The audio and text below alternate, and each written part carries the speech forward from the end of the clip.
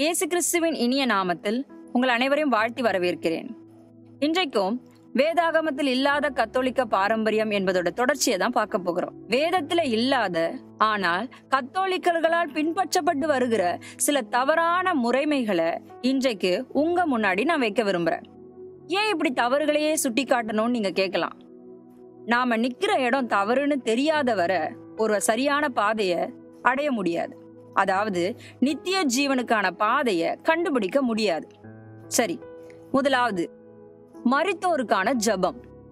அன்றியும் ஒரே தரம் மரிப்பதும் பின்பு நியாய தீர்ப்பு அடைவதும் மனுஷருக்கு நியமிக்கப்பட்டிருக்கிறபடியேன்னு எபிரேயர் 9:27 சொல்லப்பட்டிருக்கு. அது மட்டுமல்ல, உபாகமம் 8:19 உயிருள்ளவர்களுக்காக செத்தவர்களிடத்தில் விசாரிக்கலாமோ அப்படின்னு இருக்கு.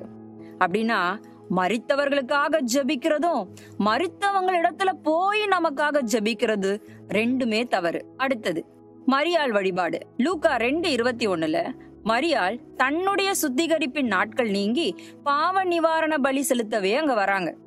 லேவியராகமம் 12 படி பார்த்தா ஏன் அது செலுத்தப்படணும்னு உங்களுக்கு புரியும். ஒரு ஆண் குழந்தை பெற்ற பிறகு ஆசாரியன் அவளுக்காக பாவ நிவர்த்தி செய்வார். அப்பொழுது அவள் சுத்தமாவாள்னு வசனம் இருக்கு. சாதாரண மனுஷியாக அவங்களே தன் பாவத்திற்காக பலி செலுத்தும் போது அவங்கள பாவம் இல்லாதவங்க மாசற்ற கன்னிமரியாள்னு சொல்றது சரியாகுமா?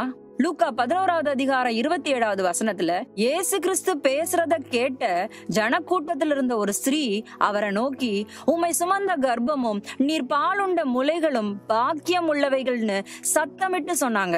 அதற்கு அவர், அப்படியானாலும் தேவனுடைய வார்த்தையை கேட்டு அதை காத்து கொள்ளுகிறவர்களே அதிக பாக்கியவான்கள்னு இயேசு உடனே சொல்றாரு.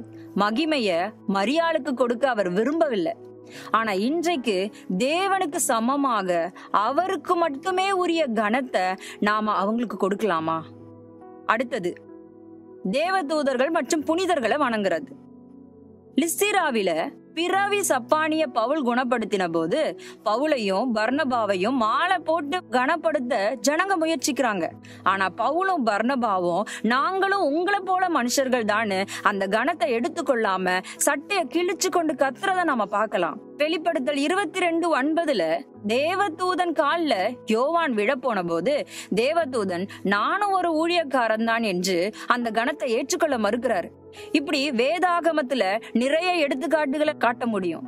ஆனா இன்றைக்கு அந்த புனிதர்களுக்கு தேர் இழுத்து மாலை போட்டு அவங்கள கனப்படுத்துறது சரியா?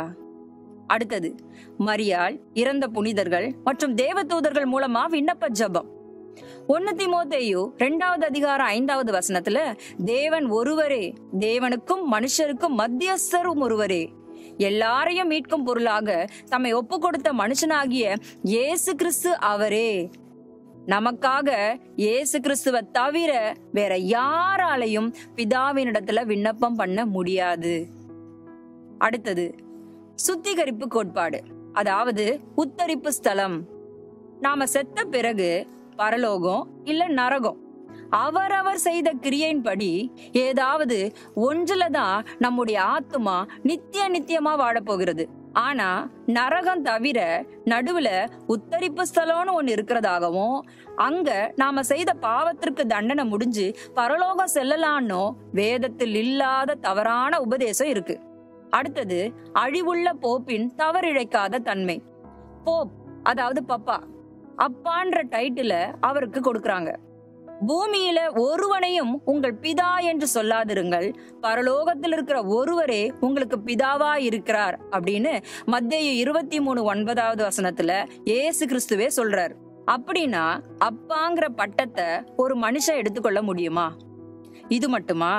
ஜெபமாலை, பாவ மன்னிப்பு பொருட்கள் விற்பனை, ஒரு சிட்டிகை உப்புடன் கலந்த புனித நீர் தெளிக்கிறது, மரித்த பரிசுத்தவான்களுக்கு புனிதர் பட்டம் வழங்குறது, குருமார்களுக்கு பிரம்மச்சரியம், அன்னை மரியாளின் விண்ணேற்பு, வெள்ளிக்கிழமை அசைவம் சாப்பிடறத தவிர்க்கிறது, உபவாசம், இப்படி பெரிய பட்டியலே போடலாம். 1545 ட்ரெண்ட் ஆலோசனை குழுவுல பாரம்பரியங்கள் வேதாகமத்திற்கு சமமான அதிகாரம் கொண்டவைன்னு அறிவிக்கப்பட்டது.